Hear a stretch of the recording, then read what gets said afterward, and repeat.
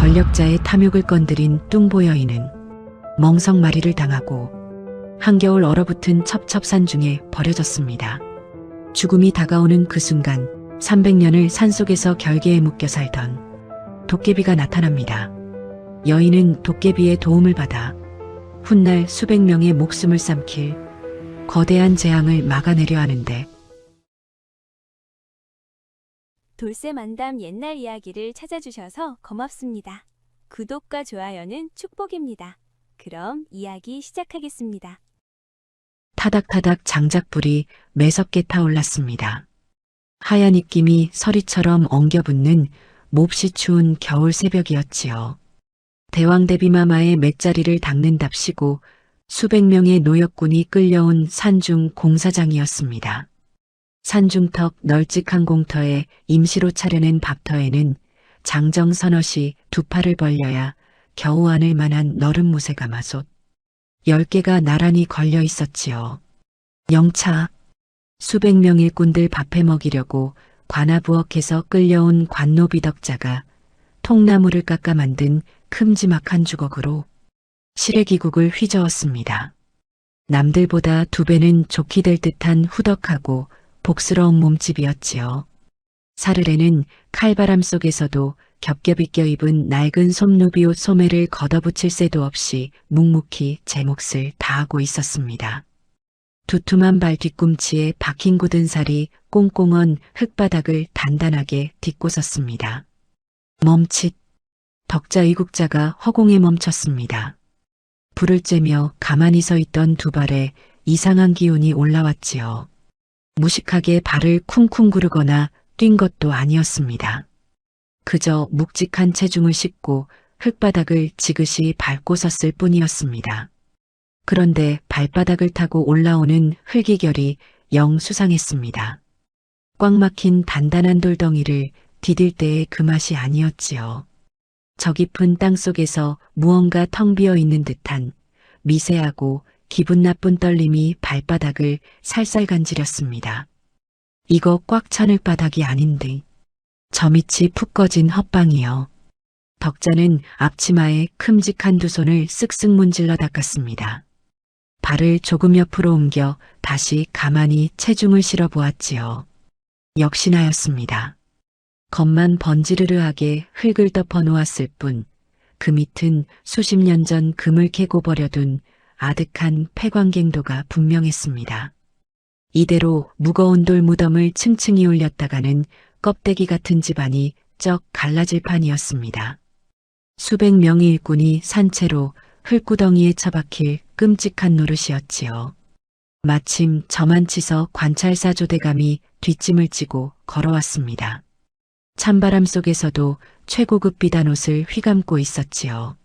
얼굴에 기름기가 좔좔 흐르는 두툼한 턱살이 걸음마다 기분 나쁘게 출렁거렸습니다. 과연 천하이명당이로다. 왕실 이맷자리로 이만한 곳이 없지 않으냐. 점잖은 목소리 뒤로 족제비처럼 찢어진 눈빛이 번들거렸습니다. 속이 빈 폐광부지를 명당이라 속여서 어마어마한 공사대금을 제 주머니로 쓸어 담을 국리뿐이었지요. 뒤따르던 이방 최 씨가 허리를 조아리며 굽신거렸습니다. 대감만 이미 안목이 하늘을 찌르시옵니다. 덕자는 그 꼴을 보고만 있을 수 없었습니다. 무거운 발걸음을 떼어 조대감 앞을 막아섰지요. 대감마님, 땅밑이 텅 비었구만요. 돌덩이 몇 개만 더 얹으면 싹 다 무너져 내려요. 주변이 온유월설이 맞은 것처럼 단박에 싸늘해졌습니다. 장작 타는 소리만 타닥타닥 울렸지요. 조대감이 걸음이 우뚝 멈췄습니다. 두툼한 턱살이 미세하게 떨렸습니다. 그는 버럭 소리를 지르지 않았습니다. 빙긋 웃으며 천천히 다가왔지요. 그래, 밥 짓는 부엌대기년이 도성에 내로라 하는 직관이 나친 밤보다 용하단 말이더냐. 싸늘한 눈이 덕자를 위아래로 훑쳤습니다. 이방 최 씨가 눈치를 채고 호통을 쳤습니다. 어디서 감히 망언을 퍼뜨리느냐. 당장 전현의 주둥이를 막아라. 조대감은 옷가락질을 낀 손을 가볍게 저어 이방을 말렸습니다. 청기를 누설하는 요망한 계집은 엄히 다스려야 한다. 당장 끌어내라. 서늘한 명령 한마디였습니다. 포졸들이 벌떼처럼 달려들었습니다. 거친 멍석이 덕자의 두툼한 몸을 순식간에 칭칭 감았지요. 퍼, 퍼. 사정없는 매질이 멍석이로 쏟아졌습니다. 덕자는 비명조차 지르지 않았습니다. 이가 꽉 맞물렸고 터진 입술 틈으로 비릿한 핏물이 배어났을 뿐이지요. 저 재수없는 계집을 당장 깊은 산에 내다버리거라. 짐승밥이나 되게 놔두어라. 포졸들은 옴싹달싹 못하는 덕자를 수레에 싣고 눈보라치는 첩첩산중으로 끌고 올라갔습니다. 짐짝처럼 던져진 곳은 산짐승도 얼어 죽는다는 깊은 골짜기였습니다. 해가 떨어지자 칼날 같은 눈보라가 몰아쳤습니다. 겹겹이 껴입은 낡은 솜누비 옷도 얼음장 같은 산바람 앞에서는 얄팍한 종이장 같았지요. 살아야 했습니다. 덕자는 후들후들 떨리는 팔로 간신히 멍석을 풀어냈습니다. 굳은 살박인 맨손으로 얼어붙은 바위 틈 이윽을 파기 시작했지요. 손톱이 깨지고 검붉은 피가 맺혔지만 멈추지 않았습니다. 차가운 바람이라도 피해야 밤을 넘길 수 있었으니까요. 간신히 몸 하나 웅크릴 구덩이를 파고들어 앉았습니다. 가쁜 숨을 몰아쉬며 품속을 뒤졌습니다. 새벽에 부엌에서 몰래 챙겨둔 가마솥 누룽지 뭉치가 손끝에 닿았습니다. 큼지막한 주먹밥이었지만 이미 돌덩이처럼 꽁꽁 얼어버린 상태였지요. 덕자는 그것을 두 손으로 꼭 쥐고 우적우적 씹었습니다. 이가 시리고 모래알을 씹는 것 같았습니다. 뻑뻑한 목구멍으로 찬밥이 넘어갈 때마다 시야가 뿌옇게 으려졌습니다. 뜨거운 물방울이 툭툭 떨어져 얼어붙은 밥알을 적셨지요. 가슴 한가운데가 묵직한 돌덩이에 눌린 듯 꽉 막혀 숨이 쉬어지지 않았습니다. 남이 밥그릇 뺏은 적 없이 정직하게 가마솥 앞만 지켰습니다. 그런데 돌아온 것은 멍석마리와 매서운 겨울산뿐이었지요. 뜨거운 눈물이 밴 얼음밥이 꾸역꾸역 목구멍을 넘어갔습니다. 어둠이 산등성이를 통째로 삼켰습니다. 곧 굶주린 늑대무리가 들이닥칠 것만 같았지요. 그런데 거친 바람소리를 뚫고 기이한 기척이 들려왔습니다. 허허, 그년 참. 밥알 씹는 소리 한번 묵직하구먼. 등 뒤에서 들려온 것은 산짐승이 내는 으르렁거림이 아니었습니다.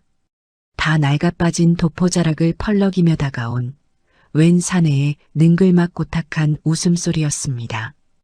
어둠 속에서 불쑥 튀어나온 목소리에 덕자는 씹던 주먹밥을 멈췄습니다.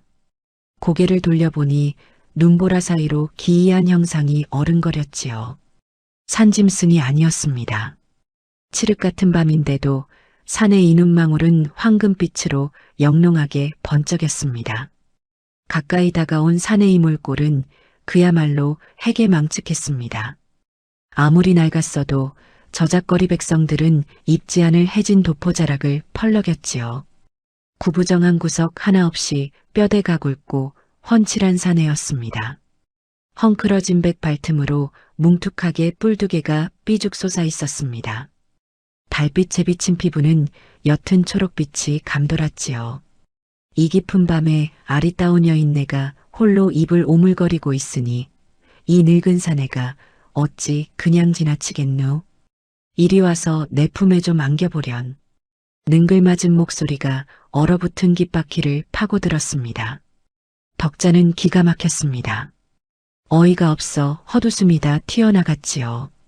얼어 죽기 일보 직전에 웬 산적 같은 미친 영감이 수작을 부리는 꼴이었습니다. 영감님, 노망 나셨어요? 밤눈이 어두우신가 본디 지는 아리따운 여인네가 아니라 산만한 부엌대기구만요. 쓸데없이 치근덕대지 마시지요. 덕자는 꽁꽁 언다리에 힘을 주고 훌쩍 일어섰습니다. 경계하듯 바닥을 굳게 딛고 섰지요. 쿵! 육중한 몸무게 가실린 발 뒤꿈치가 언 땅을 묵직하게 내리찍었습니다. 산속 이고요함을 가르는 단단한 진동이 바닥을 타고 둥글게 퍼져나갔습니다. 산의 이황금빛 눈망울이 순간 휘둥그레졌습니다. 오호라. 그는 턱을 쓰다듬으며 덕자의 두툼한 발밑을 유심히 내려다보았습니다. 내년 땅이 뱃속을 읽어내는 재주가 있구나. 헛방을 디디고 쫓겨난 게로군. 덕자의 두 눈이 커졌습니다. 폐광을 밟고 묘지 공사장에서 쫓겨난 사연을 한눈에 꿰뚫어 본 것입니다. 뉘신디 그런 소리를 해요? 나는 이 상구석에 꽉 묶여 사는 도깨비 칠성이다. 얼어 죽기 싫으면 당장 날 따라오거라. 후덕한 살집이 얼음태가 되는 건 내 도저히 볼 수가 없구나. 사내가 시구으며 발걸음을 돌렸습니다. 달리 방도가 없었지요. 덕자는 치맛자락을 움켜쥐고 눈밭을 헤치며 그 기이한 사내의 뒤를 따랐습니다. 도착한 곳은 산중턱에 반쯤 무너져 내린 폐당이었습니다. 오래전 스님들이 버리고 간 낡은 암자였지요. 다행히 매서운 칼바람은 막아주는 구석이 있었습니다. 칠성 영감이 마른 풀더미를 모아 입바람을 훅 불자 신기하게도 타닥타닥 모닥불이 피어올랐습니다. 요상타. 내가 얼어 죽을 판에 도깨비 영감탱이 수발이나 들게 생겼구먼. 영감은 허리춤에 차고 있던 조롱박을 툭 던졌습니다. 마셔라. 산딸기로 담근 술이니 온몸 녹이는 데는 그만 일게다. 덕자는 의심스러운 눈초리로 박을 받아들었습니다. 코를 킁킁 대보니 달큼한 산딸기 냄새가 훅 끼쳐왔지요. 얼어 죽는 것보다 낫겠다 싶어 단숨에 꿀꺽꿀꺽 들이켰습니다. 식도를 타고 내려간 술이 뱃속에서 뜨끈한 불길을 일으켰습니다. 술맛 한번 달구만요. 덕자는 꽁꽁언 손을 불에 녹이며 품속을 뒤적였습니다. 딱딱하게 굳은 가래떡 꼬다리가 잡혔지요. 불기런저리에 가래떡을 툭 던져 넣었습니다. 이내 고소하게 떡 익는 냄새가 암자 안을 채웠습니다. 어디 이리 가까이 와서 불 좀 쬐거라. 사내 품이 불보다 더 따뜻한 법인디 내 기꺼이 이 한 몸 빌려주마. 영감이 또다시 능글맞게 웃으며 덕자의 곁으로 바짝 다가 앉았습니다. 철서? 덕자는 방금 구워낸 뜨거운 가래떡 하나를 영감이 무릎팍에 자비 없이 내동댕이 쳤습니다. 아따, 뜨거워라. 이 미련한 것이 도깨비 잡네. 영감님, 지가 아까 말씀드렸죠? 허튼 수작 부리시면 이 주걱으로 옥수수를 다 털어버릴 거구만요. 덕자가 바지춤에 꽂아둔 커다란 나무 주걱을 쑥 빼들었습니다. 칠성 영감은 떡을 허겁지겁 집어먹으며 허허 웃었지요. 성질머리하고는 원래 고기는 씹을수록 마시고 여인은 후덕할수록 품는 맛이 깊은 법이거늘. 그 좋은 살집을 두고 왜 이 엄동설 안에 멍석을 말려버려졌노? 영감이 말에 덕자의 눈시울이 시큰해졌습니다. 바른 말했다가 쫓겨났어요. 대왕대비마마 무덤터 밑이 텅 비어 있다고 혔는디 미친년 소리만 듣고 이 꼴이 났구만요. 칠성 영감의 황금빛 눈이 장작불을 담은 듯 깊어졌지요. 인간들이란 늘 그렇지. 진실은 무겁고 거짓은 가벼우니 그저 가벼운 거짓의 소가 무거운 땅을 깔고 앉으려 드는 게야. 영감은 조롱박을 들어 남은 술을 입가에 털어 넣었습니다. 나도 그리 쫓겨났다. 술 좋아하고 방댕이 넉넉한 여인 내 좋아하다가 산신령 놈한테 밑보여서 이 첩첩산 중에 300년째 발이 묶였지. 내 나이가 900살인데 말이야. 덕자의 입이 떡 벌어졌습니다. 900살이라니요. 뿔까지 난 꼴을 보아하니 산도깨비 힘이 틀림없었습니다. 하지만 두렵지는 않았지요. 사람에게 버림받고 매맞은 상처가 도깨비보다 더 아팠기 때문이었습니다. 참말로 몹쓸 영감이네요. 300년이나 갇혀 살았면서도 능글맞은 말솜씨는 살아있는 게 비유. 덕자가 마지막 남은 떡을 영감 쪽으로 쓱 밀어 주었습니다. 투박하지만 따뜻한 온기가 오갔지요. 허허, 말버릇 보소. 그래도 내년 그 발구름 하나는 쓸만하더구나. 묵직한 발구름에 실린 진동이면 무너지는 산허리도 거뜬히 붙잡을 게다. 칠성 영감이 은근한 목소리로 덕자를 바라보았습니다. 덕자는 콧방귀를 뀌었지요. 지나가는 개가 웃것이오. 산허리를 우째 발로 붙잡는데요. 쓸데없는 소리 마시고 잠이나 주무셔요. 덕자는 귀찮다는 듯 바닥을 세게 꾹 밟으며 모로 누우려 일어섰습니다. 그 순간이었습니다. 바닥을 디디고 있던 덕자의 발바닥에 미세한 떨림이 뱀처럼 스멀스멀 기어 올라왔지요. 덕자가 낸 소리가 아니었습니다. 언 땅을 짓밟으며 다가오는 수십 개의 묵직한 진동이 낡은 폐당이 바닥을 타고 찌릿하게 전해져 온 것입니다. 영감님, 땅이 울려요. 덕자의 얼굴이 굳어졌습니다. 발바닥으로 전해지는 진동만으로도 예사 걸음걸이들이 아님을 단박에 알아챘지요. 누가 오고 있구만요. 그것도 아주 떼거지로 몰려와요. 칠성 영감도 능글맞은 웃음을 싹 거두고 문틈으로 밖을 내다보았습니다. 매서운 겨울밤 공기를 가르고 붉게 번뜩이는 횃불. 불빛과 함께 불길한 발소리가 산등성이 아래에서 코앞까지 들이닥치고 있었습니다. 덜컹. 칼바람과 함께 낡은 문짝이 요란하게 흔들렸습니다. 불길한 발소리의 정체가 드디어 모습을 드러냈지요. 횃불을 든 무시무시한 광군이 아니었습니다. 아이고, 비남자가 아니었구먼. 우린 그저 온몸만 좀 녹이고 갈 참이니 노여워 마시오. 달빛에 비친 사내들이 몰골은 처참했습니다. 얇은 무명옷은 갈기갈기 찢겨 있었지요. 다해진 집신 사이로 맨발에서 붉은 피가 뚝뚝 떨어지고 있었습니다. 사시나무 떨듯 떠는 사내들이 얼굴을 본 덕자의 두 눈이 커졌습니다. 낯이 익어도 너무 익은 얼굴들이었지요. 불과 며칠 전까지 산밑밥터에서 덕자가 끓여준 국을 받아먹던 노역군 칠수아제 무리였습니다. 덕자가 훌쩍 일어섰습니다. 아니, 칠수아제 아니대요. 이 험한 밤중에 여길 어찌 올라오셨대요. 사내들은 짐승만도 못한 꼴로 버려졌던 뚱보 부엌대기를 단박에 알아보고는 입을 떡 벌렸습니다. 아니, 덕자, 내가 어찌 살아있누? 그 순간이었습니다. 어둠 속에 앉아있던 칠성 영감이 피식 웃으며 입바람을 훅 불어 꺼져가던 모닥불을 크게 살려냈지요. 타닥타닥. 거세진 불빛 차례로 영감의 옅은 초록빛 피부와 이마에 솟은 두 개의 뿔, 그리고 영롱하게 번뜩이는 황금빛 눈이 확연히 드러났습니다. 도깨비다. 칠수아제와 사내들이 기겁을 하며 엉덩방아를 찧었습니다. 다리에 힘이 풀려 달아나지도 못한 채 바닥을 기며 덜덜 떨었지요. 그 꼴을 보던 덕자가 나무주걱으로 바닥을 탁 치며 혀를 찢찢 찼습니다. 아이고 아재들, 호들갑 떨지 마셔요. 뿔만 달렸지 그냥 늙고 주책 맞은 뒷방 영감팽이여요. 사람 안 잡아먹고 쥐나 잡아먹으니 퍼뜩 불곁으로 와서 온몸이 나누기셔요. 900살 도깨비를 뒷방 늙은이 취급하는 덕자의 든든한 호통에 사내들은 눈치를 보며 슬금슬금 불곁으로 기어들어왔습니다. 칠성 영감은 어이가 없다는 듯 허허 웃었지요.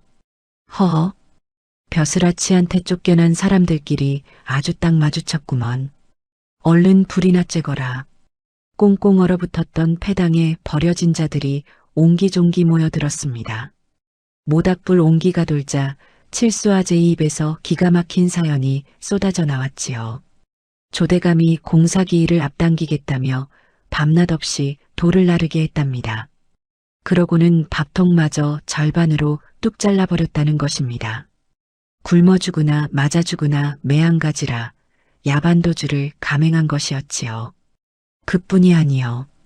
조대감 그 인간이 벼락을 맞을 짓을 하고 있단께. 칠수아제의 목소리가 파르르 떨렸습니다.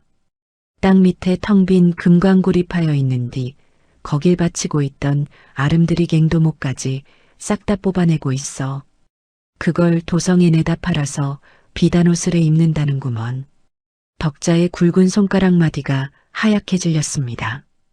이가 뿌득 깔렸지요. 땅 밑을 든든하게 버텨주던 뼈대를 다 뽑아내다니요. 그 위에 무거운 돌 무덤을 층층이 올리고 있으니 언제 사너리가 푹 꺼져도 이상할 게 없는 상황이었습니다. 수백 명 목숨이 다 썩은 집동아줄에 대롱대롱 매달려 있구먼. 덕자는 속이 시커멓게 타들어갔습니다. 하지만 당장 할 수 있는 일은 굶주린 이들의 빈속을 달래주는 것뿐이었지요. 칠성 영감이 산쥐떼를 부려 땅속에 묻혀있던 마른 칡뿌리와 겨운에 얼어붙은 고구마 빼떼기를 물어오게 했습니다. 덕자는 커다란 깨진 옹기를 화로 위에 올렸습니다. 바깥의 깨끗한 눈을 푹푹 퍼담아 녹이고는 칡뿌리와 고구마를 숭텅숭텅 썰어 넣었지요. 펄펄 끓어오르며 구수하고 달큰한 냄새가 폐당 안을 가득 채웠습니다. 명색이 가마솥 앞을 지키던 참비의 솜씨였습니다. 자, 눈물 일랑 닦고 우선 배부터 채우셔요. 뱃속이 든든해야 살궁리도 나는 법이여요. 칠수와 제무리는 허겁지겁 뜨거운 죽을 퍼먹었습니다. 뻑뻑한 목구멍으로 따뜻한 죽이 넘어가자 사내들의 굵은 눈물이 옹기 그릇 안으로 뚝뚝 떨어졌지요. 칠성 영감이 그 꼴을 보며 능글맞게 혀를 찼습니다. 아따, 이 사람아. 내 입에는 쓴 산나물만 구겨 넣더니 딴 사내들한테는 아주 진수성찬을 차려주는구먼. 덕자가 나무주걱으로 옹기 가장자리를 탁탁 치며 쏘아붙였습니다. 영감님 몫은 으슈.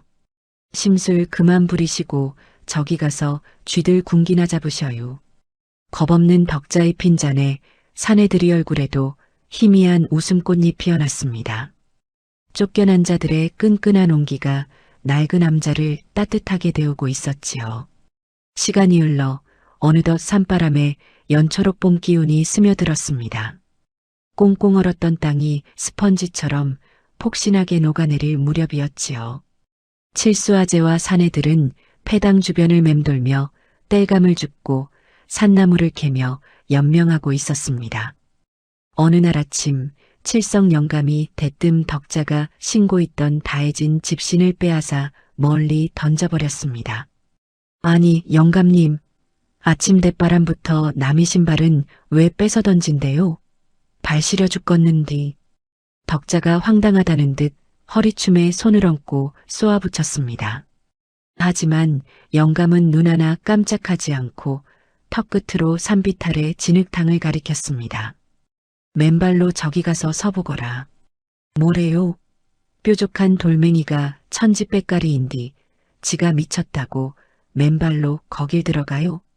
덕자가 입을 삐죽거리며 나무주걱을 빼들려 하자 칠성 영감이 평소에 능글맞은 웃음을 거두고 황금빛 눈을 번뜩이며 호통을 쳤습니다.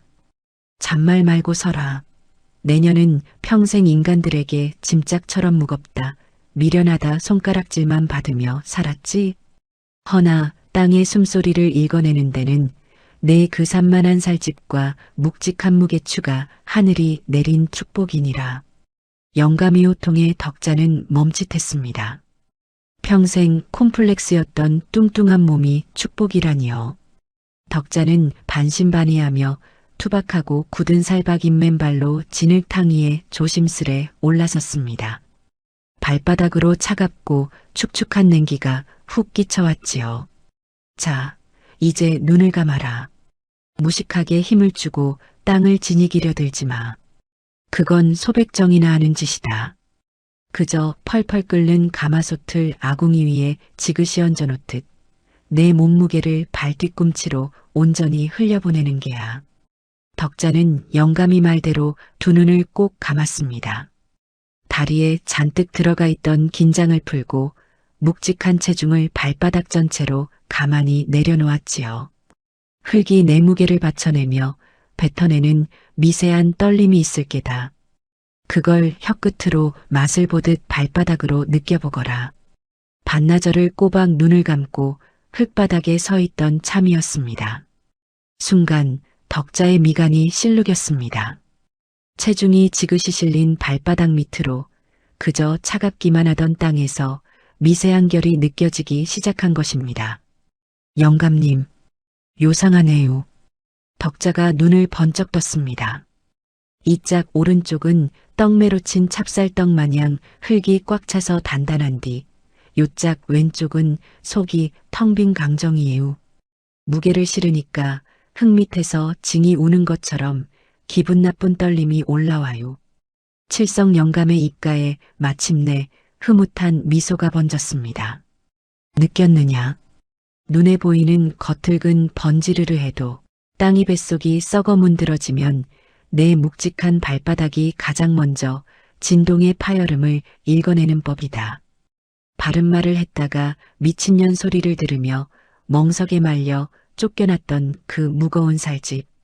그 열등 감덩어리가 텅 빈 흙의 비명과 단단한 안반의 맥박을 구별해내는 세상에서 가장 예민한 저울로 거듭난 것입니다. 그날 이후 덕자의 수련은 칠수와 제무리가 땔감을 줍는 틈틈이 계속되었습니다. 대분계의 징조를 온몸으로 받아낼 묵직한 준비가 끝나갈 무렵이었지요. 그날도 덕자는 바깥에 나와 무심히 흙바닥을 밟고 서 있었습니다. 멈칫. 덕자의 두 발이 바닥에 착 달라붙었습니다. 무식하게 발을 구른 것도 아니었지요. 그런데 발바닥을 타고 올라오는 진동이 영 기분이 나빴습니다. 산밑 공사장에서 하도 집안을 건드려 놓은 탓에 이곳 산중턱, 비탈길의 흙밑동까지 어설프게 풀려 빈 공간이 생기고 있었던 것입니다. 우웅, 발바닥을 때리는 미세한 파열음에 덕자의 시선이 비탈길 끝자락에 멈췄습니다. 칠수 아재가 땔감을 줍느라 그쪽으로 발걸음을 딛고선 참이었지요. 아재, 거기서 당장 저짝으로 비켜요. 덕자의 날카로운 고함에 칠수 아재가 깜짝 놀라 뒷걸음질을 친 찰나였습니다. 우르르르. 칠수 아재가 방금 전까지 디디고 섰던 흙바닥이 요란한 소리를 내며 쩍 갈라졌습니다. 시뻘건 흙더미가 거대한 입을 벌리며 10여 장 아래 골짜기로 푹 꺼져 내렸지요. 아차하는 순간 산채로 흙구덩이에 파묻힐 뻔한 끔찍한 참상이었습니다. 덕자야, 내가 내 목숨을 살렸구나. 칠수 아재의 목소리가 파르르 떨렸습니다. 단순한 부엌대기인 줄만 알았던 덕자가 흙의 비명을 듣고 사람을 살려내는 기이한 재주를 가졌다는 것을 두 눈으로 똑똑히 목격한 순간이었습니다. 사내들의 눈빛에 굳건한 믿음이 닻을 내렸지요. 하지만 안도의 한숨도 잠시였습니다. 골짜기 아래 수백 명이 모여있는 저 멀리 왕릉 공사장 쪽에서 기분 나쁜 흙먼지가 피어올랐습니다. 덕자의 두툼한 발바닥 밑으로 아까와는 비교도 안 될 만큼 거대하고 둔탁한 파열음이 찌릿하게 전해져 오고 있었습니다. 막던 계곡물이 붉게 뒤집혔습니다. 끈적한 흙 탕물이 성난 짐승처럼 쏟아져 내리고 있었지요. 산밑 공사장에서 들려오는 땅의 비명이 덕자의 발바닥을 타고 찌릿하게 올라왔습니다. 저게 뭐대요? 물을 깃던 칠수 아재가 덜덜 떨리는 손으로 계곡물을 가리켰습니다. 시뻘건 물살을 타고 커다란 나무 토막 여럿이 둥둥 떠내려오고 있었지요. 시커멓게 썩어 문드러진 굵은 통나무들이었습니다. 사람 손으로 반듯하게 다듬은 흔적이 또렷했습니다. 칠성 영감이 혀를 찢차며 미간을 좁혔습니다. 갱도모기로구나. 금광구를 바치던 뼈대가 다 썩어 자빠졌어. 덕자의 굵은 주먹에 꽉 힘이 들어갔습니다. 굳은 살박인 손끝이 파르르 떨렸지요. 무거운 돌덩이를 얹어대니 수맥이 터져버린 것입니다. 산의 핏줄이 탁하게 썩어가며 흙을 쓸어내리고 있었지요. 젖석을 놈이 간 찰사가 기어이 수백 명을 생매장시킬 작정이구먼. 덕자는 말없이 뒤돌아섰습니다. 패당으로 쿵쿵 걸어가 남은 칡뿌리와 산나무를 가마솥에 몽땅 털어넣고 죽을 끓였지요. 펄펄 끓어오르는 구수한 냄새가 낡은 암자를 가득 채웠습니다. 아재들 배가 등에 붙어도 밥은 먹고 죽어야지요. 싹 다 비우셔요. 덕자가 큼직한 바가지에 죽을 듬뿍 퍼서 사내들에게 안겼습니다. 칠수아재가 눈치를 보며 조심스레 물었지요. 덕자야, 어딜 가려고 이리 고봉으로 푸는 게냐? 내려가야겠슈. 담담한 한마디에 패당 안이 얼음물을 끼얹은 듯 조용해졌습니다. 미쳤느냐? 거기가 어디라고 다시 기어들어가. 당장 혀가 뽑힐 참이요? 아재들이 펄쩍 뛰며 말렸지만 덕자는 묵묵히 다해진 집신끈을 단단히 동여맸습니다. 발바닥이 자꾸 뜨거워져서 잠을 못 자겄슈. 흙더미에 깔려 죽을 목숨이 수백인디 지가 모른 척하면 천벌 받아요. 칠성 영감은 말없이 장작불만 멍하니 수적거렸습니다.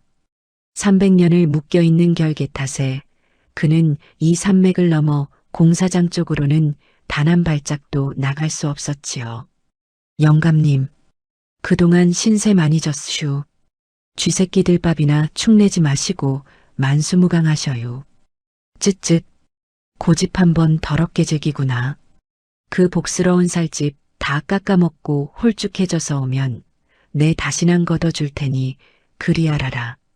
영감이 퉁명스럽게 쏘아붙였습니다. 하지만 그의 커다란 손이 덕자의 앞치마 주머니 속에 묵직한 조롱박 하나를 푹 찔러 넣었지요. 다치면 발라라.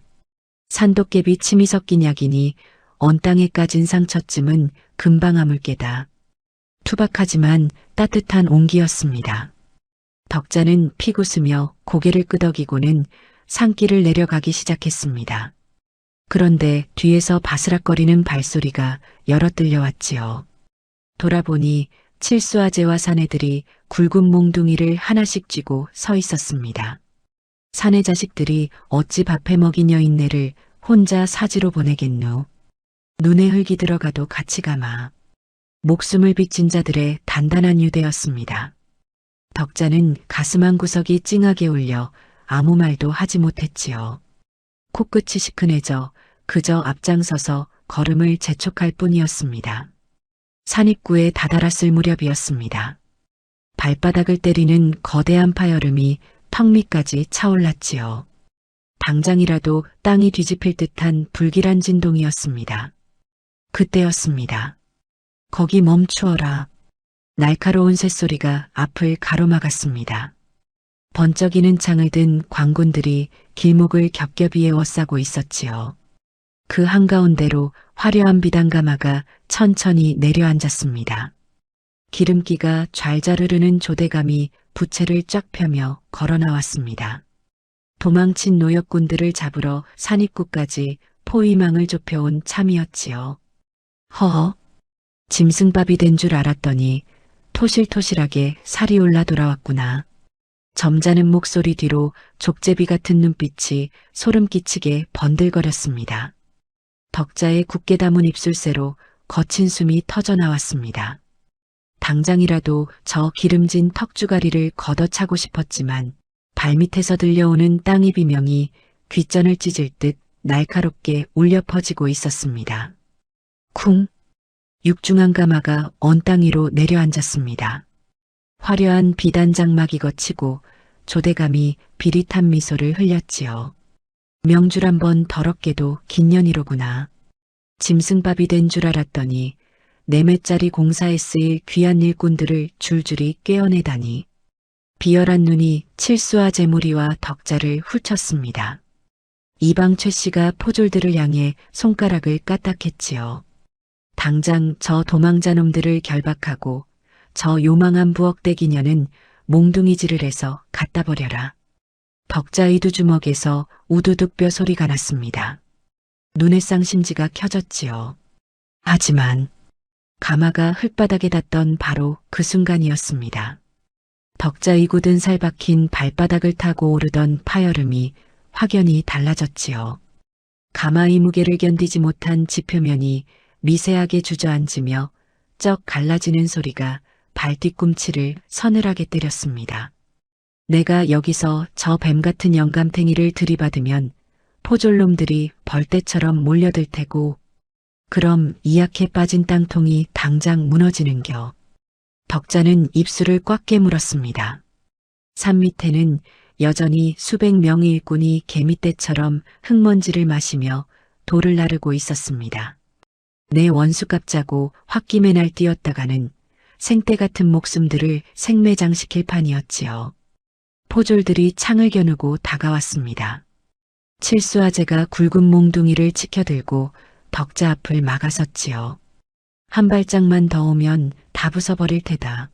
이 여인은 땅이 뱃속을 읽어 우릴 살린 사람이여.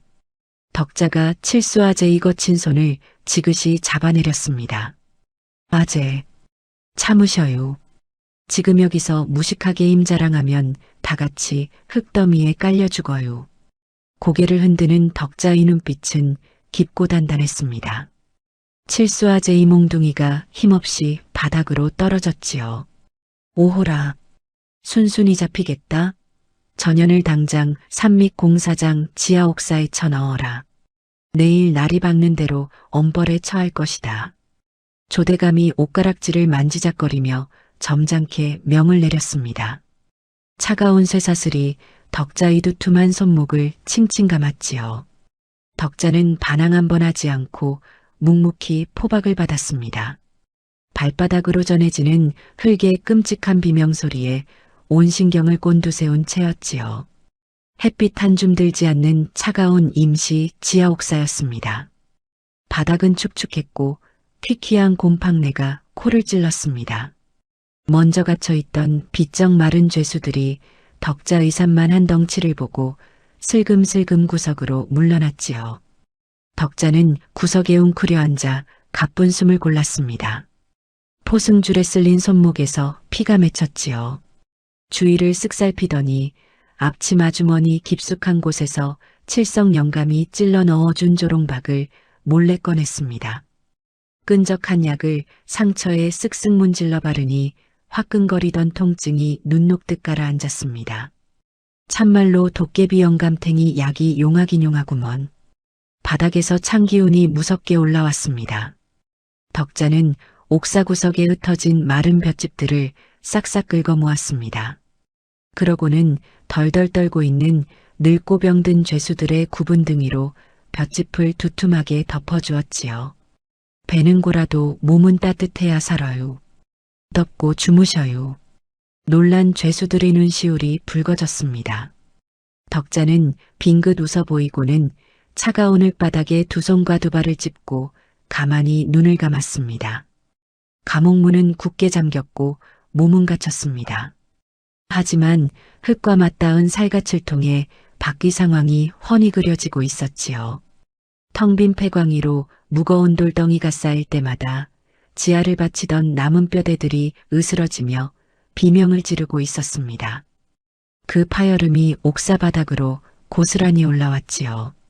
우웅, 텅, 진동이 주기가 턱 밑까지 짧아지고 있었습니다.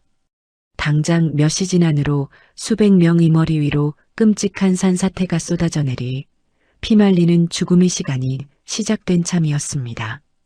우르릉, 지하 옥사 바닥이 기분 나쁘게 울어댔습니다. 덕자는 감옥 구석에 웅크린 채 두 손으로 축축한 흙바닥을 짚고 있었지요. 엉덩이를 타고 올라오는 진동이 예사롭지 않았습니다. 저 멀리 계곡 바위에서 칠성 영감과 수련할 때 느꼈던 뼛속을 긁는 듯한 딱 그 박자였습니다. 땅이 뼈대가 하중을 이기지 못하고 완전히 바스러지기 직전의 비명이었지요. 발등에 똥불이 떨어졌구먼. 오늘해를 넘기기 전에 산허리가 싹 다 무너져 내려 덕자의 굵은 손가락이 흙바닥을 파고들었습니다. 터진 입술이 바짝 타들어갔지요. 같이 갇혀있던 늙은 죄수들이 바닥 이울림에 기겁하며 덕자의 넓은 등 뒤로 파고들었습니다. 그 시각 밖에서는 쇠창살을 울리는 어수선한 발소리가 오갔습니다. 들었는가? 도성에서 암행어사가 떴다네. 벌써 산밑잠거리 주마까지 당도했다는구먼. 큰일 났네 그려. 대감마님께서 공사대금 빼돌린 장부가 발각되면 우린 다 죽은 목숨이여. 포졸들의 다급한 수군거림이 옥사 안으로 고스란히 새어 들어왔지요. 한편 관찰사 조대감은 옷가락지를 낀 손을 바들바들 떨고 있었습니다. 얼굴에 잘자르르던 기름기는 온데간데 없이 하얗게 질려 있었지요. 화려한 비단옷이 구겨지는 것도 모른 채 숫자가 빼곡히 적힌 두꺼운 장부책을 가슴팍에 꽉 끌어안았습니다. 어사놈이 코앞까지 쳐들어오다니. 이방, 당장 이 장부들을 묘지 밑바닥 텅 빈 갱도 끝에 몰래 파둔 돌방에 숨겨라.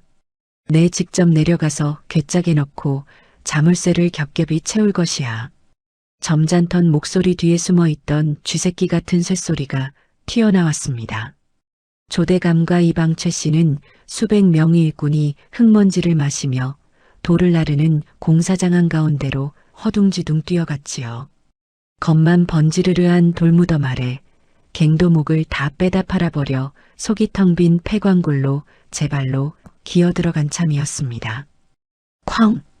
그 순간 산 전체가 미친 듯이 요동쳤습니다. 지하 옥사 천장에서 굵은 흙먼지와 돌멩이들이 우박처럼 쏟아져 내렸지요. 땅밑 깊은 곳에서 굵은 통나무들이 우지끔 부러지는 끔찍한 소리가 연달아 터졌습니다. 으악!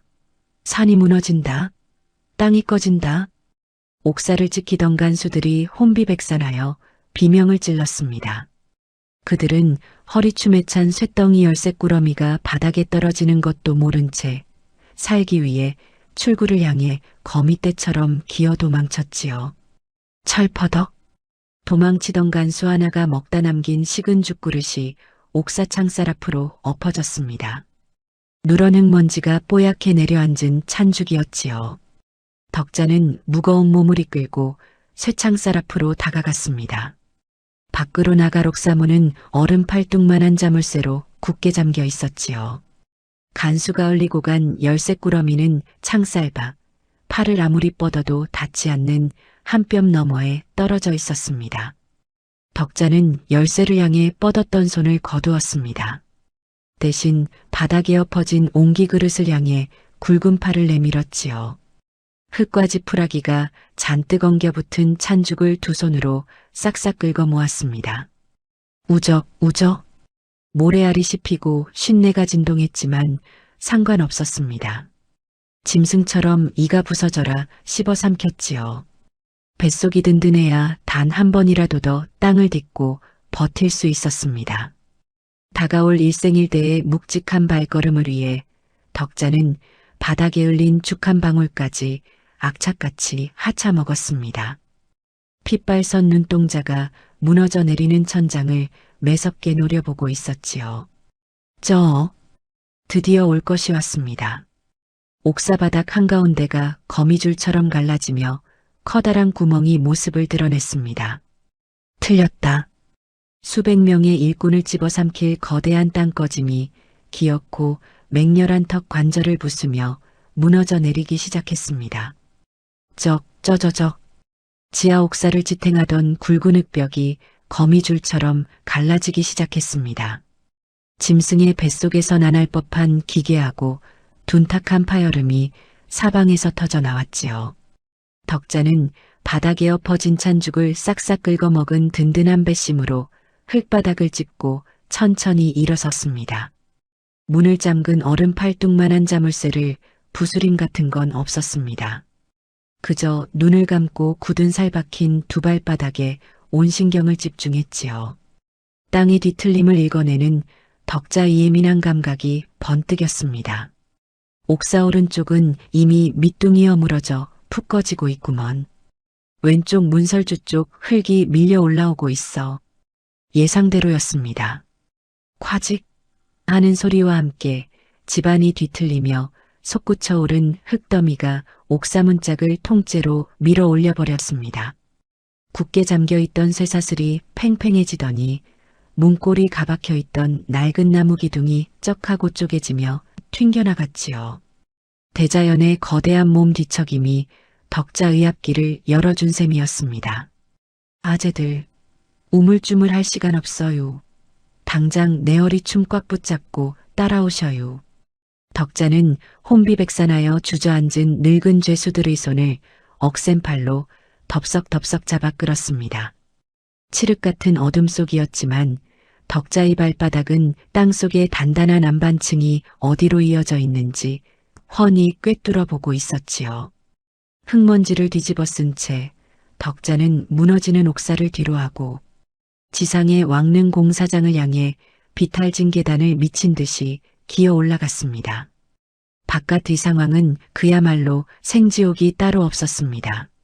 산 전체가 우르릉거리며 울고 있는데도 독이 바짝 오른 감독관들은 채찍을 휘두르며 노역꾼들을 몰아세우고 있었지요. 암행어사가 코앞까지 왔다는 소식에 눈이 뒤집혀 억지로라도 돌덩이를 덮어 속이 텅 빈 갱도를 숨기려 발악을 하는 참이었습니다.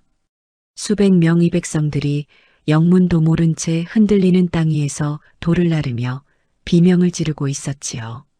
이 미친놈들아, 당장 일 멈추고 저자 산등성이 바위길로 뛰어. 땅 밑이 싹 다 썩어 문드러졌슈. 덕자가 옥사에서 뛰쳐나와 악을 썼습니다.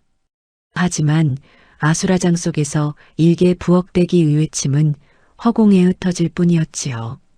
감독관 하나가 덕자를 발견하고는 시퍼런 칼을 빼들고 달려들었습니다. 바로 그 순간이었습니다. 모두들 당장 돌덩이를 버리시오. 저 여인네의 말이 맞소. 왕릉 공사장 한쪽 기둥에 굴비 엮이듯 꽁꽁 묶여있던 사내들이 밧줄을 끊고 뛰쳐나왔습니다. 낮에 조대감에게 붙잡혔던 칠수아제와 도망자물이었지요. 흔들리는 흙먼지 속에서도 칠수아제는 덕자를 단박에 알아보고 피 끓는 목소리로 고함을 쳤습니다. 나 칠수가 목숨을 걸고 맹세하오. 저 여인은 흙의 비명을 듣는 사람이여. 저 부엌대기가 가리키는 쪽이 살 길이니 당장 뛰시오. 산속 회당에서 덕자가 끓여준 칡죽을 나누어 먹으며 생사고락을 함께했던 노역꾼들. 그 끈끈한 밥그릇 유대가 빛을 발하는 순간이었습니다. 칠수아제 무리는 공사장에 널브러진 진각괭과리를 미친 듯이 두들기며 덕자의 외침을 자처했습니다. 그들의 결연한 외침에 갈팡질팡하던 수백 명의 일꾼들이 약속이나 한 듯 덕자를 향해 우르르 몰려들기 시작했습니다. 이쪽이에요. 여긴 흙이 비었어요. 밟으면 큰일 나요. 저자 소나무 있는 단단한 바위 쪽으로 뛰셔요. 덕자는 가장 선두에 서서 묵직한 체중으로 땅을 디디며 안전한 길을 열었습니다. 가장 천대받던 뚱보 부엌대기가 수백 명의 백성을 이끄는 눈물겨운 대피행렬이 이어졌지요. 한편 그 시각 가장 깊은 지하 폐광구를 개조해 만든 비밀금고안. 조대감과 이방최 씨는 산사태가 덮쳐오는 줄도 모르고 재물장부들을 괴짝에 쑤셔 넣느라 정신이 없었습니다. 우직근, 쾅! 드디어 위쪽 공사장에 쌓아둔 수천 톤의 돌무더기 아중을 견디지 못하고 지하구리 천장이 맹렬하게 쏟아져 내리기 시작했습니다. 아름드리 갱도목을 다 빼다 팔아버렸으니 버틸 재간이 없었지요. 아이고, 이방, 날 좀 일으켜다오. 조대감이 금괴화장 부책을 양팔에 가득 끌어안은 채 흙더미에 깔려 허우적거렸습니다. 하지만 가장 충성스럽던 신복 이방 최 씨의 눈빛은 이미 차갑게 식어 있었지요. 대감마님, 저승 가는 길에 그깟 장부가 무에 필요하겠습니까? 소인놈은 목숨이 아까워 이만 먼저 가보겠습니다요. 이방 최 씨는 조대감이 얼굴을 발로 콱 짓밟고는 출구를 향해 사다리를 타고 미친 듯이 기어 올라갔습니다. 배신당한 조대감이 피눈물을 흘리며 저주를 퍼부었지요. 하지만 이방의 비열한 탈출도 거기까지였습니다. 쿠구구구궁. 사너리가 통째로 푹 꺼지며 거대한 구멍이 입을 벌렸습니다. 지상의 왕릉 공사장은 물론이고 사다리를 타던 이방채 씨와 바닥을 기던 조대감까지 순식간에 무너진 흙더미와 바위 더미 아래로 사라지고 말았지요. 탐욕으로 지어 올린 텅 빈 무덤이 결국 그들 자신의 끔찍한 진짜 무덤이 되어버린 순간이었습니다. 아! 천지가 진동하는 굉음이 잦아들고 매캐한 흙먼지가 서서히 걷혔습니다. 안전한 산등성이 바위지대로 대피한 수백 명의 일꾼들은 넋을 잃고 아래를 내려다보았습니다. 방금 전까지 돌을 나르던 거대한 공사장이 흔적도 없이 사라지고 아득하게 깊은 구덩이만이 섬뜩하게 입을 벌리고 있었지요. 칠수아제를 비롯한 노역군들은 다리에 힘이 풀려 주저앉은 채 엉엉 소리내어 울었습니다. 그리고 그들의 시선은 일제히 단 한 사람을 향해 쏠려 있었지요. 흙먼지를 잔뜩 뒤집어 쓴 채 거친 숨을 몰아쉬는 산만한 덩치의 여인. 사람들에게 무시당하고 쫓겨났던 부엌대기 덕자였습니다. 하지만 지금 수백 명의 백성들 눈에 비친 덕자는 그 어떤 장군보다도 든든하고 위대한 생명의 은인이었습니다. 정막이 감돌던 산등성이 바위지대 위로 저 멀리 산 아래쪽에서부터 흙먼지를 가르고 날카로운 말 발굽 소리가 벼락처럼 치고 올라왔습니다. 암행어사 출두야. 쩌렁쩌렁한 호통 소리가 메아리치며 찢어진 산골짜기를 갈랐습니다. 번쩍이는 마패를 치켜든 암행어사와 수십 명의 관졸들이 횃불처럼 들이닥친 참이었지요. 도성에서 조대감의 비리첩보를 입수하고 밤낮 없이 말을 달려온 어사였지만 눈앞에 펼쳐진 지옥도 같은 참상에는 그만 다리에 힘이 풀려 말에서 굴러떨어질 뻔했습니다. 화려하던 왕릉 공사장은 온데간데 없고 산뱃속이 통째로 파먹힌 듯한 거대한 구멍만이 흉측하게 입을 벌리고 있었으니까요. 어사와 간졸들은 황급히 살아남은 백성들이 모여있는 바위지대로 뛰어 올라왔습니다. 그곳에는 피투성이가 된 맨발로 거친 숨을 몰아쉬는 산만한 덩치의 여인, 덕자와 그녀를 에워싸고 주저앉은 수백 명의 노역군들이 있었지요. 그때였습니다. 기적적으로 돌더미를 피해 목숨을 건진 공사장 간수들과 포졸며치가 어사 앞으로 납작 엎드리며 다짜고짜 덕자를 향해 삿대질을 해대기 시작했습니다. 어사 또나리, 저 요망한 부엌대기년을 당장 엄벌에 처하셔야 하옵니다. 간수 하나가 픽어품을 물며 악을 썼습니다. 제 목숨을 부지하고 이 끔찍한 사태의 책임을 피하고자 가장 만만한 관노비에게 모든 죄를 뒤집어 씌우려는 수작이었지요. 저 노비년이 지난 겨울부터 땅밑이 비었다는 둥 해괴한 유언을 퍼뜨려 쫓겨났었는데 기어코 산에 숨어들어 몹쓸 저주를 내려 대감마님을 해치고 국책사업을 망쳐놓았사옵니다. 전연이 흙이비명 운운하며 사람들을 홀린 요물이옵니다. 어사의 날카로운 눈초리가 덕자를 향했습니다. 덕자는 굳은 살이 다 터져 핏물이 뚝뚝 떨어지는 맨발로 그저 묵묵히 서 있었습니다. 수백 명의 목숨을 구하려 집안의 파열음을 온몸으로 받아내느라 진이 다 빠져 변명할 기운조차 남아있지 않았지요. 어사가 매서운 목소리로 호통을 치려는 찰나였습니다. 어사 또나리, 저 비열한 놈들의 주둥이를 당장 찢어발겨 주시옵소서.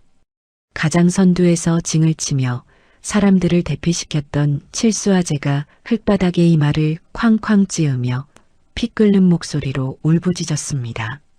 저 여인은 저주를 내린 요물이 아니라 속이 텅 빈 땅구리에서 개죽음 당할 뻔한 우리 수백 명의 생떼 같은 목숨을 살려낸 하늘의 은인이옵니다. 산이 무너진 것은 요술이 아니라 조대감 그 천벌을 받을 인간의 탐욕 때문이옵니다.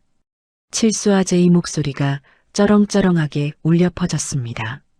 조대감이 묘소 밑바닥에 텅 빈 갱도를 바치고 있던 아름드리 갱도목들을 싹 다 뽑아내 도성에 팔아치웠구만요.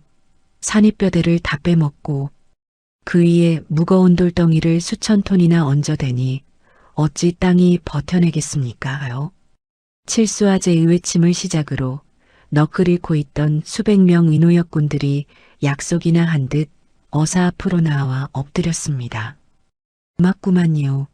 땅 밑이 텅 비었다고 바른 말을 했다가 미친년 소리를 들으며 멍석에 말려 쫓겨났더니가 바로 저 덕자구만요.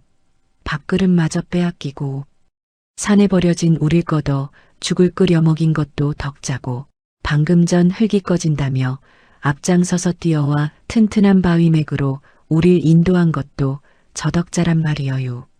지들도 두 눈으로 똑똑히 봤슈. 저 여인이 그 묵직한 발바닥으로 텅 빈 을기 진동을 디뎌가며 우리에게 단단한 살길을 열어주었슈. 저 여인이 아니었으면 우린 벌써 저 시커먼 을구덩이 밑에서 한 줌 귀신이 되었을 것이여유. 수백 명의 헐벗은 백성들이 한 목소리로 덕자를 옹호하며 통곡했습니다. 가장 천대받던 뚱보 부엌대기가 끓여준 따뜻한 죽 한 그릇에서 싹튼 끈끈한 유대가 탐욕스러운 권력자들이 알량한 거짓말을 산산조각내는 웅장한 순간이었습니다. 백성들의 생생한 증언에 암행어사의 눈시울이 붉게 달아올랐습니다. 어사가 거짓을 고한 간수들을 추궁하려 할 때 역졸 하나가 무너진 흙더미 끄트머리에서 반쯤 박살난 오칠개짝 하나를 끌고 올라왔습니다. 어사 또 조대감이 갱도 밑돌방에 숨기려다 채 챙기지 못한 비밀 개짝인 듯 하옵니다. 개짝을 부수고 열어보니 그 안에는 갱도목을 팔아치운 내역과 공사대금을 착복한 숫자가 빼곡히 적힌 치부책이 무더기로 쏟아져 나왔습니다. 더 이상 빼도 박도 못할 완벽한 물증이었지요. 당장 저 간악한 간수놈들을 결박하고 조대감과 연루된 벼슬아치들이 일가친 척까지 모조리 잡아들여 하옥하라.